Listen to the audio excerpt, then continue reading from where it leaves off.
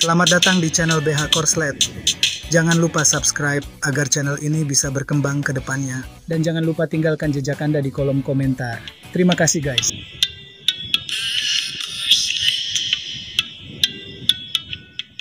Bab 99. Alasan mengapa Tairusan datang ke pelelangan ini bukan karena dia menemukan petunjuk dan melacaknya di sini. Sebaliknya, karena dia sudah mencari kemana-mana tetapi tidak menemukan barang serupa, jadi dia datang untuk mencoba peruntungan. Selama beberapa hari ini, Tairusan mengunjungi semua toko di daerah itu. Dia juga membawa 2 potong porselen kecil ini, dan bertanya lebih hati-hati saat menemukan toko yang menjual barang serupa. Ada banyak toko tembikar di kota daerah itu. Ketika mereka melihat 2 potongan kecil pecahan yang disajikan oleh Tairusan, mereka semua menggelengkan kepala setelah memeriksanya dengan cermat. Mereka mengatakan benda ini sangat mirip dengan tembikar, tetapi sebenarnya itu bukanlah benda yang sama, dan mereka tidak tahu benda apa itu. Hal ini memang benar adanya. Bahan tanah liat yang digunakan untuk tembikar dan porselen benar-benar berbeda. Selain itu, saat pembakaran, porselen harus mencapai suhu lebih dari 1200 derajat, sedangkan tembikar hanya membutuhkan lebih dari 800 derajat. Pemilik toko-toko ini semuanya adalah pakar dan mengatakan bahwa mereka belum pernah melihat benda seperti itu sebelumnya dan kemungkinan benda itu digunakan oleh pejabat tinggi. Hal ini dapat dianggap sebagai panggilan bangun bagi si pemimpi. Tairusan tiba-tiba teringat pada benda yang sangat mahal yang belum pernah disentuhnya sebelumnya, yaitu porselen yang dijual di Menara Songyue. Namun porselen sangat mahal, apakah ada orang yang akan memecahnya menjadi potongan-potongan kecil dan menempelkannya di tembok kota? Bukankah ini mengerikan? Dengan mentalitas memberikan segalanya, Tairusan tetap datang ke Menara Songyue untuk mencoba peruntungannya. Pada pukul 3/4 tengah hari, Lin Cuxue muncul di restoran tepat waktu lagi. Waktu ini selalu menjadi waktu di mana restoran mempunyai tingkat hunian tertinggi. Ketika Anda datang ke Songyue Tower, Anda tidak hanya dapat menikmati makanan lezat, tetapi juga pemandangan indah. Ditambah lagi dengan pelelangan porselen, popularitasnya sungguh tinggi. Setelah masa pelatihan ini, Lin Cuxue tidak lagi pemalu dan pendiam seperti sebelumnya, dan dia tampil percaya diri dan anggun saat menjadi tuan rumah pelelangan porselen. Porselen itu ditaruh di atas meja kayu pir kuning dan tidak seorang pun diizinkan mendekati dan memainkannya dengan santai. Tairusan tidak dapat menahan perasaan sedikit cemas. Anda tidak dapat melihat apapun dari porselen ini dari kejauhan. Anda harus mengamatinya dengan cermat dan membandingkannya untuk melihat apakah ada kesamaan dengan 2 bukti di tangan Anda. Akan lebih baik jika Anda memecahkan porselen tersebut dan mengeluarkan pecahannya untuk dibandingkan, maka Anda akan lebih yakin. Akan tetapi, bila porselen dilelang, harganya bisa mencapai puluhan ribu dolar, dan 1 potong porselen besar dan bagus bisa mencapai ratusan ribu dolar. Tidak mungkin Tairusan mampu membelinya dengan gaji yang dia terima pas-pasan. Tairusan adalah orang yang sangat jujur dan lurus. Belum lagi menghadiri pelelangan, dia bahkan tidak mampu membeli tiket masuk. Dalam situasi putus asa, detektif ini juga memiliki beberapa pikiran jahat. Dia sedang menangani kasus besar dan tidak bisa dibatasi oleh masalah sepele. Memikirkan hal ini, Tairusan mendorong topi bulunya lagi, menundukkan kepalanya dan berjalan ke barisan depan, mencari kursi dan duduk. Tempat yang dibangunnya kebetulan adalah sebuah lorong tempat orang berjalan bolak-balik. Setiap kali pelelangan berhasil, pembeli akan lewat di sini dan mengambil porselen di tangannya. Barang yang dilelang kali ini adalah vas porselen biru dan putih. Seorang pedagang bulu yang gemuk dengan kekayaan dan kekuasaan yang besar akhirnya membelinya dengan harga tinggi, yaitu 85 untai uang tunai. Saat Lin Cuxue menjatuhkan palu, pria gemuk itu dengan gembira berlari untuk mengambil botol porselen, memainkannya sambil berjalan kembali. Tetapi ketika melewati Tairusan, detektif ini tidak menunjukkan integritas moral dan diam-diam mengulurkan salah satu tangannya, membuat pria gemuk itu jatuh ke tanah. Ledakan, terdengar suara keras, dan vas porselen biru putih itu pecah berkeping-keping. Pria gemuk itu begitu gemuk dan berat, bahkan hidungnya patah. Tetapi meski begitu, dia bahkan tidak punya waktu untuk menyeka darah dari hidungnya. Dia bangkit dan bergegas ke vas porselen yang dibelinya, dan mulai menangis. Banyak orang di sekitar tidak melihatnya dengan jelas dan mengira lelaki gemuk itu berjalan kikuk lalu terjatuh dan tidak sengaja memecahkan porselen yang dibelinya. Namun yang lain tidak tahu bahwa pedagang bulu gemuk ini tahu betul bahwa dialah yang tersandung. Dasar pengecut, beraninya kau diam-diam menjegal kakekmu. Kau melakukan tipu daya ini karena kau tidak bisa mengalahkanku. Kau benar-benar tidak bermoral. Tairusan bertekad untuk memecahkan kasus tersebut. Dia menahan omelan itu dan pura-pura tidak mendengarnya. Dia mengambil 2 atau 3 langkah dan tiba di dekat botol porselen yang pecah. Setelah mengambil pecahan botol porselen dan memeriksanya lebih dekat, dia langsung menyimpulkan bahwa pecahan yang dicurinya dari tembok kota adalah porselen. Hanya ada satu pabrik pembakaran di daerah ini, dan Menara Songyue telah mengganti 1 set porselen lengkap. Tidak perlu ditanyakan, itu pasti ulah pemilik toko. Meskipun kita tidak dapat menyimpulkan bahwa orang yang menembakkan porselen tersebut adalah pembunuhnya, tetapi karena pecahan porselen yang sangat mahal tersebut ditemukan di tempat kejadian perkara, maka keduanya pasti ada hubungannya. Tairusan mendapat hadiahnya dan berdiri untuk pergi, tetapi pria gemuk itu menarik lengan bajunya. Itu kamu, aku memang gendut, tapi apakah penglihatanku tidak berfungsi dengan baik? Kamu, bajingan, yang baru saja membuatku tersandung. Vas porselen biru dan putih ini menghabiskan 85 untai uang tunai. Kamu harus membayarku kembali. Ini merepotkan. Tairusan tidak menyangka pria gemuk ini begitu kikuk, tetapi matanya begitu tajam. Sekarang karena ada yang menahannya, dia merasa malu sekali. Jika dia harus mengganti kerugian mereka, dia khawatir dia tidak akan mampu membayar sedikit pun. Meskipun pria Tairusan ini memiliki gaji yang lumayan, ia sangat suka minum dan makan daging. Pada dasarnya dia menghabiskan semua uangnya setiap bulan, dan kadang-kadang dia bahkan harus meminjam sejumlah uang dari polisi di pemerintahan daerah. Bagaimana dia bisa punya tabungan? Bayar aku sejumlah uang. Ngomong-ngomong, pakaianmu sangat buruk, apakah kamu memenuhi syarat untuk mengikuti kompetisi dan duduk di sini? Jelas sekali kamu di sini untuk membuat masalah dengan sengaja. Setelah si pria gendut itu berteriak seperti itu, para pengusaha lainnya pun ikut melakukannya. Tidak murah untuk membeli tiket masuk seperti itu sendiri, dan itu bukan tiket seumur hidup. Ini adalah biaya keanggotaan yang harus dibayar setiap tahun. Sekarang ini banyak sekali orang yang diam-diam masuk ke tempat lelang tanpa mengeluarkan uang sepeser pun, lalu menghancurkan barang lelang milik pembeli karena rasa dengki, cemburu dan benci. Ini tidak bisa diterima. Tairusan menundukkan kepalanya dan menutupi mukanya dengan topi bulunya. Bagaimanapun, dia adalah seorang polisi di pemerintahan, jadi wajah ini tetap penting. Seperti yang diduga, dia sangat menakutkan sehingga meninggalkan kesan mendalam pada orang-orang. Beberapa orang di sekitarnya benar-benar mengenalinya. Hah, kenapa dia tampak familiar bagiku? Mungkinkah dia adalah polisi besi di pemerintahan daerah? Lepaskan topimu dan mari kita semua lihat. Semua orang berbicara dan bekerja sama, dan akhirnya melepas topi Tairusan. Ketika semua orang melihatnya, mereka menemukan bahwa itu memang detektif Kyoto yang terkenal. Yah, pemerintah daerah ini telah melahirkan Zhang Wendiao, dan sekarang ada Tairusan. Saya pikir kalian semua adalah burung yang memiliki bulu yang sama, bukan orang baik. Pedagang bulu gemuk itu sangat marah hingga ia mulai mengumpat dengan keras, namun kata-katanya menyentuh titik sensitif. Bab 100. Demi melacak si pembunuh, Tairusan justru menggunakan cara yang tak patut dan menghancurkan vas porselen biru putih mahal milik seseorang. Saat ini, Anda dapat mentolerir hampir semua penghinaan, tetapi Anda tidak boleh mengatakan bahwa Tairusan adalah pejabat yang korup. Pedagang bulu gemuk ini sebenarnya mengatakan bahwa Tairusan dan Zhang Wendiao adalah burung yang sama. Ini tidak dapat ditoleransi. Diam semuanya. Teriakan itu saja bagaikan petir di langit cerah, dan seluruh menara Songyue dapat mendengarnya dengan jelas.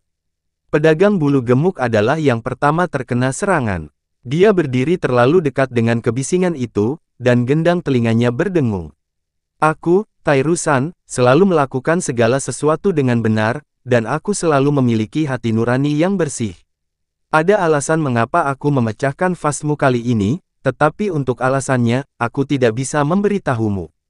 Bukankah itu hanya kompensasi? Aku akan membayarmu kembali. Ini, aku mendapat gaji 2,5 koin tembaga sebulan. Mari kita bayar kembali secara perlahan. Aku akan memberimu 2 koin sebulan. Tairusan benar-benar mempertaruhkan nyawanya. Setengah untai koin tembaga hanya berisi 500 wen, yang mungkin tidak cukup untuk membeli makanan. Apalagi detektif ini biasanya suka anggur dan daging, dia bisa menggertakkan giginya dan mengambil 2 untai uang tunai sebulan, yang pastinya merupakan batas kemampuannya. Ketika mereka melihat bahwa dia adalah kepala polisi daerah itu, orang-orang di sekitarnya menjadi sedikit takut.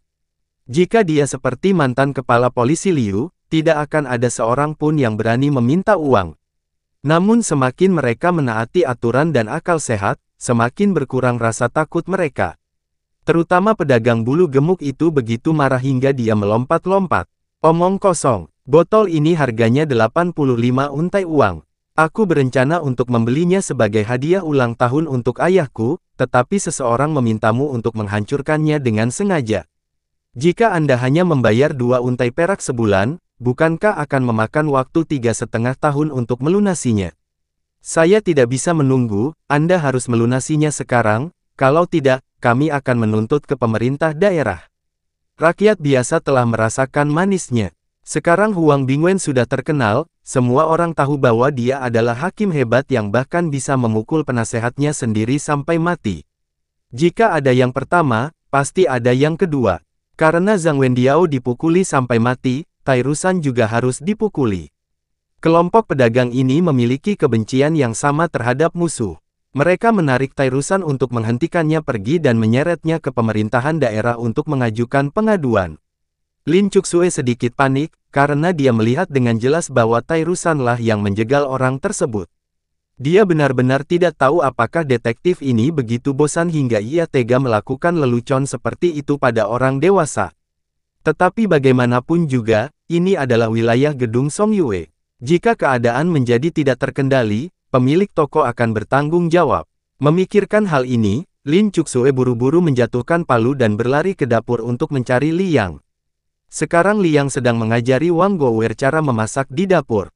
Sejak Wang Gouwer dipromosikan dari pembantu dapur menjadi koki, antusiasmenya terhadap pekerjaan telah mencapai tingkat yang belum pernah terjadi sebelumnya. Dulu, kedua koki itu hanya tahu sedikit tentang memasak, tetapi mereka sangat bangga akan hal itu dan selalu bangga terhadap keahliannya. Pemilik lama tidak mengajarinya trik memasak sama sekali. Dan sekarang pemilik baru ini masih sangat muda, tetapi keterampilan memasaknya sungguh menakjubkan. Terlebih lagi, dia tidak pelit menyimpan pengetahuan apapun untuk dirinya sendiri dan bersedia mengajarkan semua yang dia ketahui. Wang Gouwer sangat bersyukur telah bertemu dengan bos yang baik.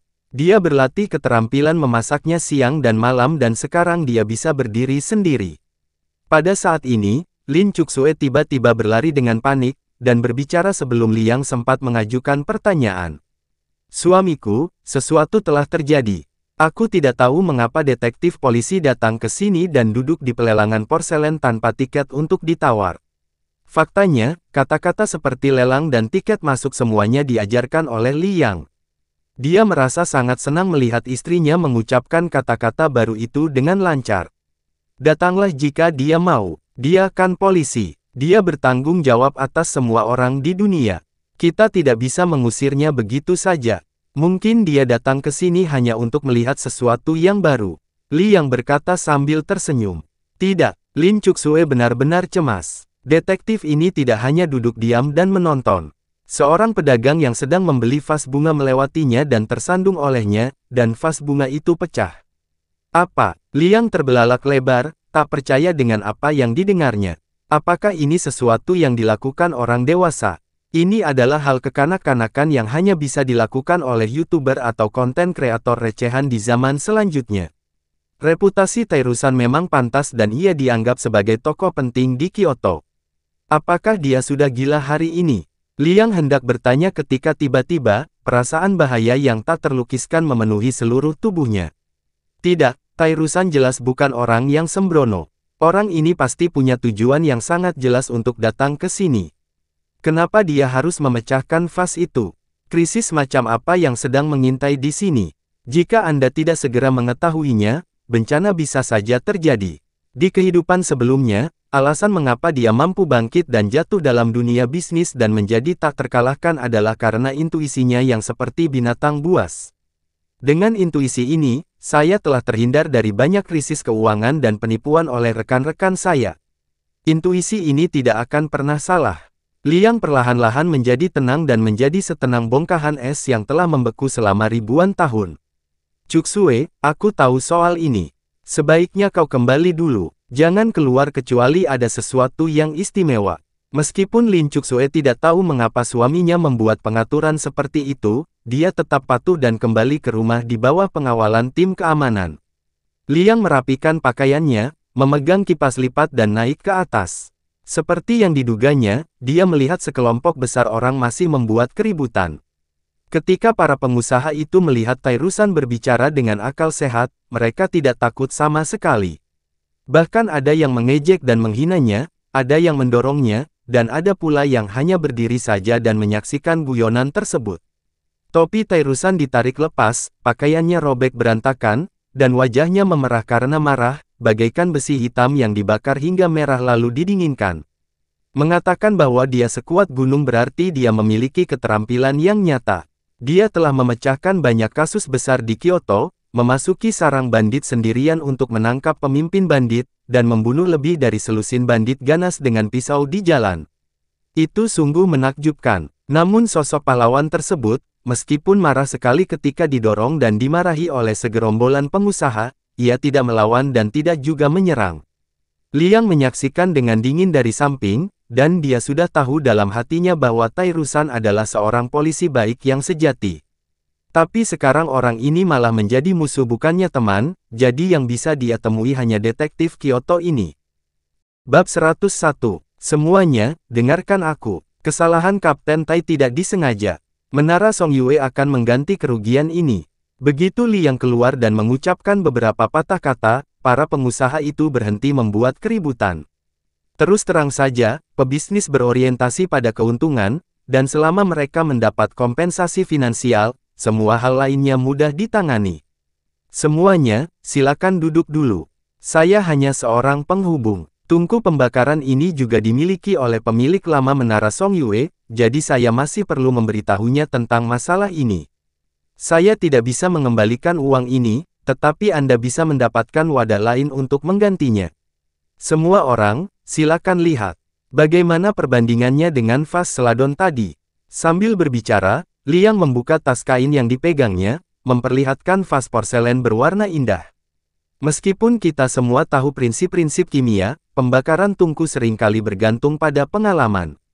Setelah beberapa hari percobaan, tingkat hasil sebenarnya tidak terlalu tinggi, terutama porselen berwarna yang sangat langka.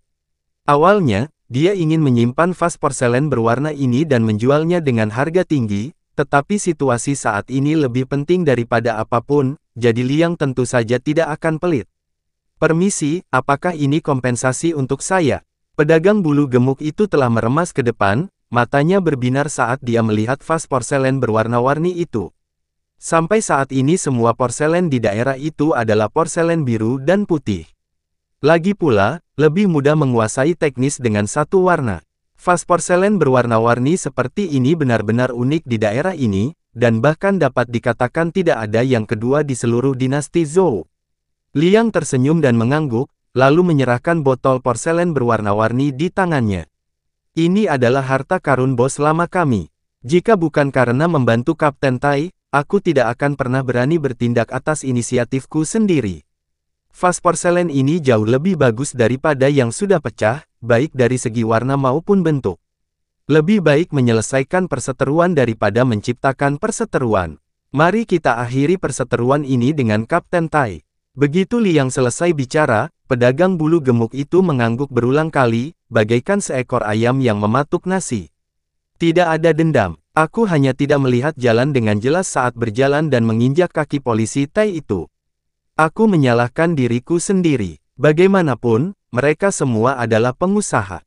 Karena keuntungan sudah didapat, mereka tidak peduli dengan hal lain. Semua orang gembira dan lelang berakhir dengan sukses.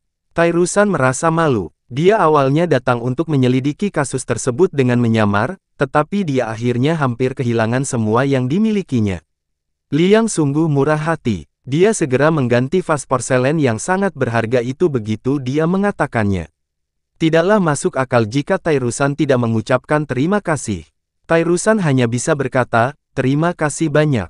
Tadi Anda mengatakan bahwa tungku ini milik pemilik lama Menara Songyue. Kapan ini terjadi? Liang tersenyum dan menjawab, Kapten Tai, Anda pendatang baru di sini dan Anda tidak tahu banyak tentang kondisi dan adat istiadat setempat. Mari kita duduk dan berbicara perlahan. Hari ini, Chef Wang Gower menyiapkan pesta. Aku ingin menguji keterampilan memasaknya. Namun, tidak ada yang memakan makanannya. Aku harus menyusahkan Kapten Tai untuk membantu. Ini jelas merupakan sebuah hadiah, tetapi Liang berkata itu seperti melakukan suatu kebaikan, yang sungguh sangat sopan. Tairusan memiliki keinginan yang rendah terhadap hal-hal lain, tetapi dia menyukai anggur dan daging. Ketika dia mendengar tentang jamuan makan berkualitas tinggi, dia mulai tertarik. Dia menghabiskan semua gaji yang diterimanya untuk minum dan makan daging, dan tidak pernah menikmati jamuan makan yang mewah. Karena Liang begitu murah hati, mengapa tidak mengikuti arus saja dan menyelidiki kasus ini sambil minum? Tairusan langsung menyetujui, dan mereka berdua menemukan ruang pribadi, meletakkan piring-piring yang ditumpuk di atas meja, dan mulai makan dan minum. Liang berkata dengan tenang, saya hanyalah seorang sarjana yang telah gagal dalam ujian kekaisaran berkali-kali. Saya tidak punya uang. Saya hampir bunuh diri dengan melompat ke sungai beberapa bulan yang lalu karena uang. Saya berterima kasih kepada tuan pemilik lama Songyue karena tidak menelantarkan saya dan membiarkan saya mengelola restoran ini. Jika terjadi kerugian, pemilik lama akan menanggung semuanya. Jika terjadi keuntungan, kami akan membaginya di antara kami berdua. Setelah mengatakan itu, Liang mengeluarkan dokumen yang telah dia tanda tangani sebelumnya, yang ada tanda tangan dan stempel penjaminnya. Tairusan melihatnya dengan saksama dan menemukan bahwa tintanya sudah tua. Berdasarkan pengalamannya, itu pasti bukan barang baru dan tidak ada tanda-tanda pemalsuan. Baru pada saat itulah dia mengerti dalam hatinya bahwa meskipun Liang tampak begitu mulia di permukaan, sebenarnya dia hanya bekerja untuk orang lain dan bos yang sebenarnya adalah orang lain. Dan dari apa yang didengarnya, tungku itu juga milik pemilik lama, yang membuat Tairusan cukup kecewa. Dia pikir dia telah menemukan pelakunya setelah melacak sumbernya, tetapi sekarang jari tengah diarahkan pada mantan majikan. Liang bersiap menghadapi hari hujan dan telah membuat pengaturan untuk masalah ini, dengan tujuan menjaga profil rendah sebisa mungkin dan tidak membiarkan dunia luar menyadarinya. Alasan mengapa Kaisar Taizu dari dinasti Ming menaklukkan dunia adalah karena ia mengikuti beberapa kata, perlahan-lahan nyatakan dirimu sebagai raja, simpan gandum, dan bangun tembok tinggi. Bila seseorang terlalu memamerkan bakatnya, maka akan mudah menarik rencana dari segala sisi. Itulah yang sering dikatakan orang, pohon yang menonjol di tengah hutan akan musnah diterpa angin. Oleh karena itu, Liang telah memberi tahu bos lama Menara Songyue. Selain dividen dari Menara Songyue setiap bulan, ia juga mendapat laba bersih 2 kali lipat dari pembakaran tungku. Sampai batas tertentu, meskipun kualitas hidup Liang telah membaik sekarang, di mata orang lain, dia hanyalah seseorang yang bekerja untuk orang lain. Strategi untuk tetap bersikap rendah hati ini benar-benar berguna hari ini. Tairusan mempercayainya dan berkata, di mana bos lama tinggal? Saya ingin berkunjung. Itu mudah. Aku akan kembali dan memberi tahu bosku yang lama. Liang tersenyum dan mengambil gelas anggur. Kalau begitu, kita akan pergi bersama. Bos lama akhir-akhir ini tuli dan hanya bisa mengandalkan gerakan, kalau tidak, dia tidak bisa berbicara dengan orang luar sama sekali. Setelah mendengar ini, Tairusan merasa makin kecewa. Setelah sekian lama, bos lama Menara Songyue terlihat sangat tua sehingga dia sama sekali tidak terlihat seperti seorang pembunuh. Tampaknya meskipun dia telah menelusuri pecahan porselen, dia masih jauh dari kebenaran. Mereka berdua mengobrol dan tertawa, dan minum sampai lampu menyala, lalu Tairusan mengucapkan selamat tinggal dan pergi. Liang dengan penuh perhatian mengantarnya keluar hingga dia tidak bisa melihatnya lagi, dan kemudian ekspresinya perlahan berubah dingin. Mereka tadi ngobrol dan tertawa di meja, tetapi kenyataannya rasanya seperti berjalan di atas ujung pisau. Tairusan hanya selangkah lagi dari kebenaran. Liang bergegas kembali ke restoran, memanggil semua pelayan di lantai 2, dan dengan hati-hati bertanya tentang apa yang baru saja terjadi. Itu persis seperti yang dia pikirkan. Orang-orang itu berkata bahwa Tairusan berjongkok di depan pecahan porselen itu untuk waktu yang lama, dan sepertinya dia diam-diam menyembunyikan sesuatu di lengannya. Liang segera mengerti bahwa intuisinya benar. Tairusan memang salah satu dari 4 detektif hebat Kyoto, dan dia sudah melacak kasus itu kepadanya. Bersambung ke bab selanjutnya.